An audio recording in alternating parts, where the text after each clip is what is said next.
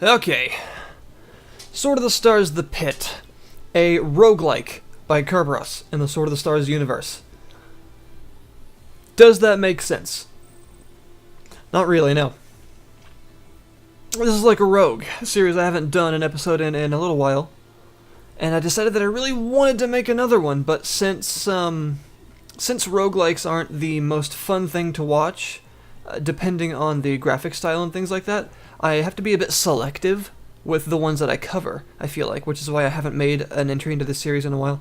Because roguelikes with things like ASCII graphics, although they can be very rewarding to play, just as much as any other game, they can be difficult to watch, because sometimes they're a bit boring to watch. Obviously, while you're playing, you're making all kinds of decisions and things, and it can be quite enjoyable, but watching it, sometimes it's a little difficult to figure out exactly what's going on, because the graphic style, although it's not cluttered, is confusing. I mean, it's very representative, and while you're playing, you generally speaking know what's going on.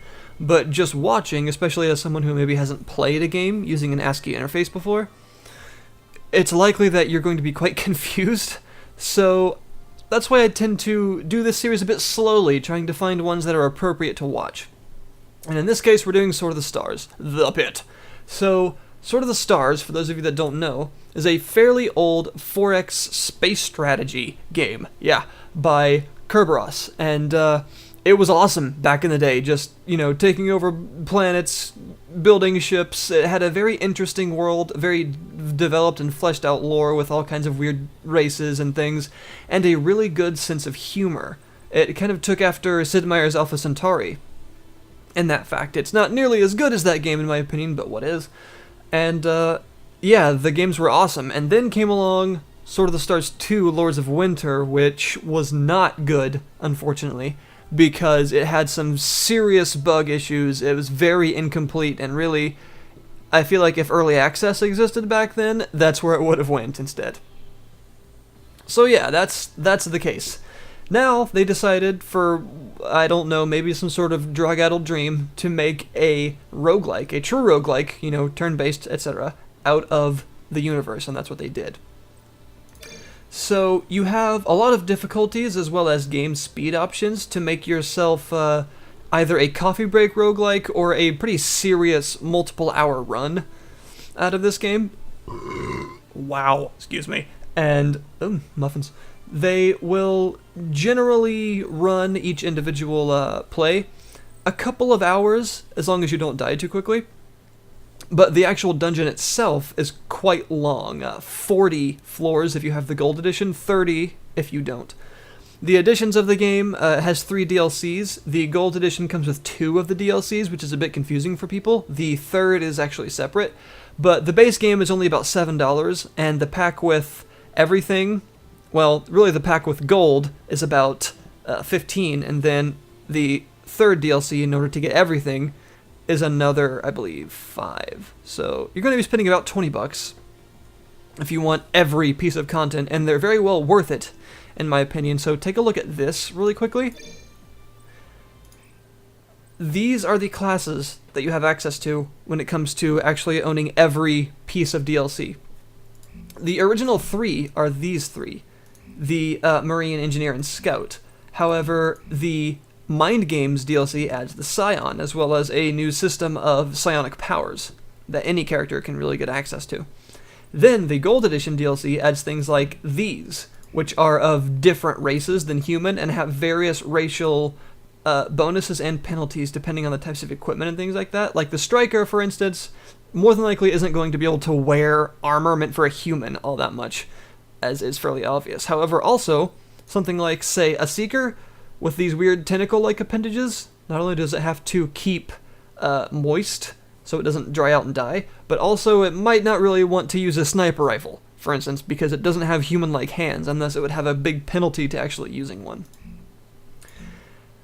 Then, the final DLC, called Pilgrim, added this class, which is a bit different. It's a very religious zealot type of class with some really interesting kind of abilities and things like that. It's very odd, but each class has different starting skill levels and various different pieces of equipment. Now, one thing you might be noticing is the graphics style. Although the title screen makes it look like the graphic style is 8-bit or 16-bit, it is actually sprite-based. It is a very beautiful sprite-based style, in my opinion. Reminiscent of the original XCOM games, like XCOM Terror from the Deep, as well as the new game Xenonauts, which is, of course, based on the original XCOM games. So, yeah. We're going to load into a game that I have right now, playing as the Striker. So, here we go. This is the graphic style. Quite beautiful, in my opinion, because it's just such a clean sprite style. I'm a sucker for good sprites, I really am. It's almost as much as I am for really good particle effects, maybe even more so. And, yeah, so Inventory Tetris is in play, as you can see. Every piece of equipment has a bit of lore and information to it. Every one of these items, and as you can see, with things like ingredients and stuff like that, there is a crafting system. Crafting involves anything from cooking to using a science station to put together new pieces of equipment like weapons and armors, and these weird benches to make various artifacts and things. It's actually a pretty impressive system just due to the sheer amount of equipment there is. There's just a huge array of things. Just things everywhere. We're going to deploy a Harpy drone. And due to the lore of the Sword of the Stars universe in general, it's actually... Oh, geez, that drone is just going to do whatever the heck it wants. It's actually really in-depth. Wow, that thing is strong. And you have the SOTS Dex, of course, naturally, which is like an encyclopedia for Sword of the Stars. And it tells you all you'd want to know about the enemy types, the weapons and items and races and things. And as you would expect in a Sword of the Stars game, the lore involved in the background is still a big deal. Even though it's a roguelike instead of a 4X strategy game, it still explains itself very well, even though it doesn't really have to necessarily. Which I like. So, as you can tell, roguelike. So, top-down or isometric perspective, turn-based, simultaneous turn-based. But it's got a very clean graphic style instead of ASCII graphics, which of course makes it more accessible for people. There are a lot of parallels to draw between this and another commercial roguelike that did very well, of course by the name of Dungeons of Dreadmore, by Gaslamp Games, which is an excellent, excellent game. So I'm going to use this here laser pistol thing to destroy this weird medical bot that is a real jerk. Got it. Everything, of course, takes differing amounts of turns, from prying open stuff to searching things to fighting to reloading different weapons. Everything you could think of is actually timed out properly, which I like. And you also, as you could see there, have a system of skill checks, different kinds of skill checks. So opening this medical locker, for instance, checks my mechanical skill, as well as being able to use various tools that you may have to increase your chances of success with various things. So a crowbar, of course, increases my chance with mechanical skills because it helps me to pry things open. It makes sense. No, I'm a Harpy drone! No! I loved you. No. I got fungus. I think we should see a doctor about that. So, leveling up is obviously very important, just like it is in many roguelikes, but in this case, the leveling up system actually differs a bit between character classes because stat points and skill points will actually alter. So most human classes get 2 stat points and about, 6 skill points?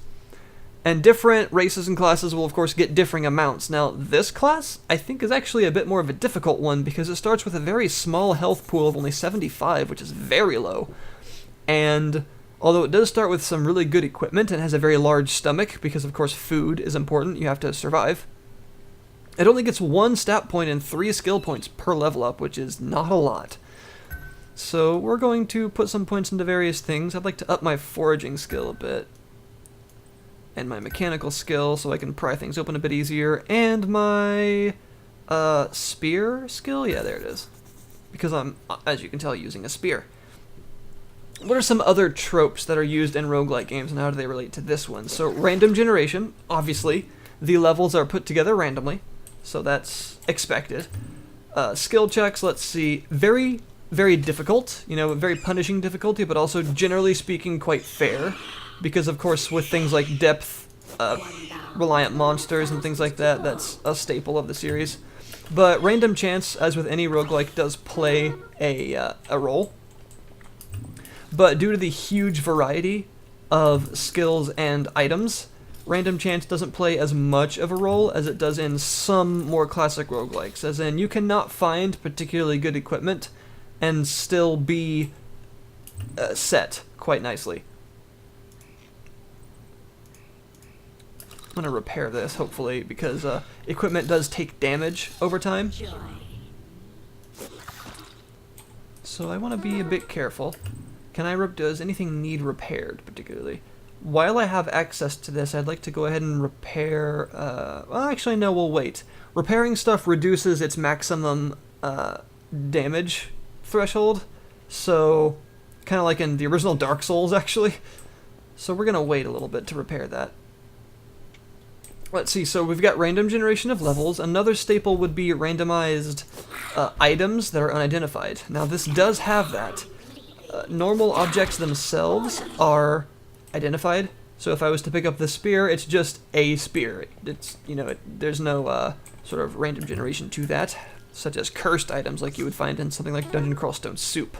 But you do have various types of alien artifacts. And the thing about those is they're often written in an alien language, thus the reason why they are unidentified. And the things of that nature, it's actually a lot like potions are. An easy cooker! Potions in a lot of standard roguelike games where there'll be like a murky yellow potion or an inky blue potion, and you don't know what it is until you drink it for the first time. This game actually has a system like that in terms of mods. You have biomods, which are serums that you can drink. So they come in all different colors, and you don't know if it's good or bad or what it can do until you drink it for the first time. And there are weapon mods, which kind of look like lenses, that also come color-coded, and as you can see, these items have things like these like sockets, kind of like an ARPG. Weapon and armor mods can actually be placed on these. Oops. But of course, you don't know if it's good or bad until you use it. However, this class actually does come with an analyzer. It says that it can identify alien artifacts, so I'm guessing that is something I can use to actually help me out. But as you can see, a lot of these items have charges or uses, which is indicated by these green pips right here. Some of these, like electronic items, can actually be recharged with energy cells or recharging stations, but some of these just represent uses, so you can't actually get them back. Like, say, this field surgery kit, it has a certain number of uses I can use to heal myself, but once it's empty, it's gone. You can't recharge it. I've got all kinds of weird equipment, and I'm really in love with the graphic style of the game. I think it's beautiful. Let's do a little cooking. I believe I've got... Do I have some raw meat? I don't actually have any raw meat. I have safe meat. So I think I'm okay. I don't think I can use this to cook tainted meat. We'll try. No, I'd need a food purifier for that. So let's just go down to the next floor. Uh-oh. Enemy variety is a big deal. There are a lot of different types of enemies with all kinds of characteristics. They can inflict various status effects, like that one giving me a level 3 disease, which is very bad. It's essentially like a poison that can affect your stats and things like that. It's not good. And classic, in terms of Sword of the Stars, is that the sense of humor of the game is intact, which is, needless to say, very interesting. So you have all kinds of weird descriptions for items and stuff like that. I really need to cure this disease. Do I have any, like, antibiotics or anything? Because I do. Ha! Let's put them in a quick slot, and antibiotics. There we go. Reduce my disease level a little bit. I could sleep some of it off, but there are probably a lot of enemies around here. Some other humor in the game, things like the Bordeaux Cube, which is a culinary advice cube that has an ancient chef AI uploaded into it, which can help you increase your cooking skill when you're cooking. Yeah, there's a very strange sense of humor in pretty much any Sword of the Stars game, and a lot of people were quite happy that it's definitely intact, even though the game itself is different from their other productions.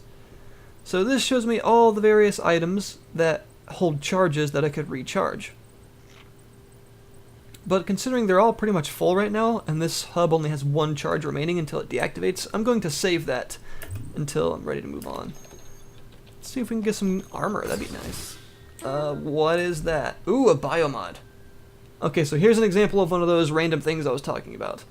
It's a biomodule that goes on armor. I have no idea what it does, so I'm going to use this.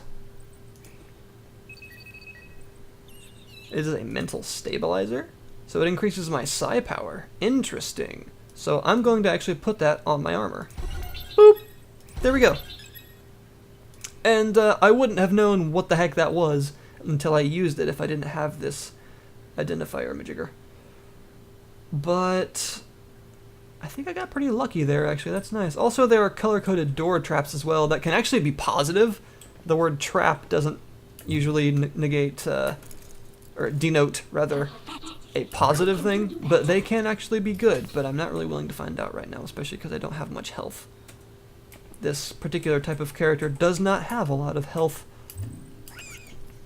So, you're probably realizing up to now, if this is for you, if you enjoy roguelikes, you would really be doing yourself a favor to play this.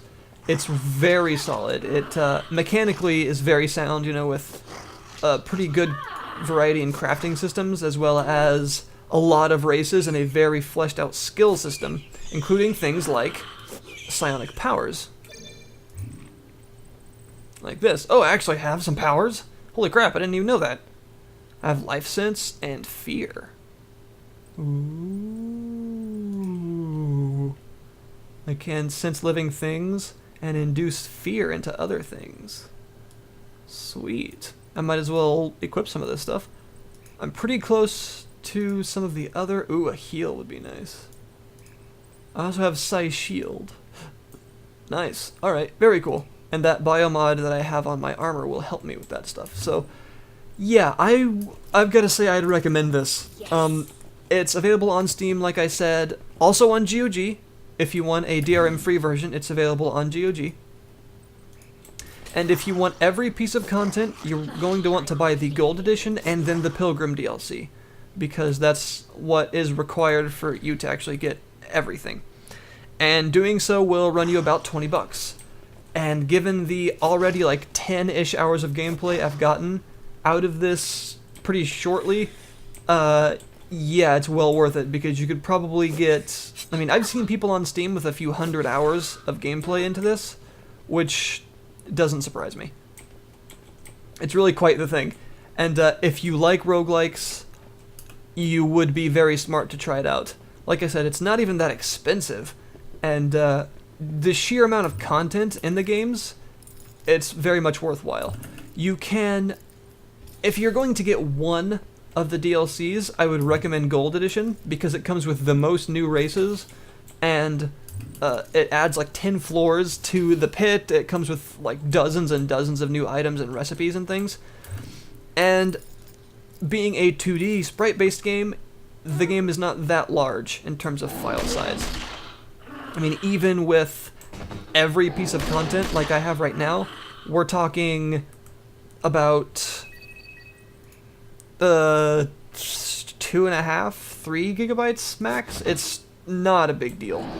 So yeah, I've got to say that I would recommend this above just about any other commercial roguelike I've seen around here. And as much as I do love Dungeons of Dreadmore, the sci-fi style with the Sword of the Stars universe and the very, very cool, clean sprite graphic style, I really like it. So that's really, I think, all I've got to say on this. If you're interested, then you should go buy it. I'll link you in the description to the Steam page and also the GOG page, so you can try it out if you want.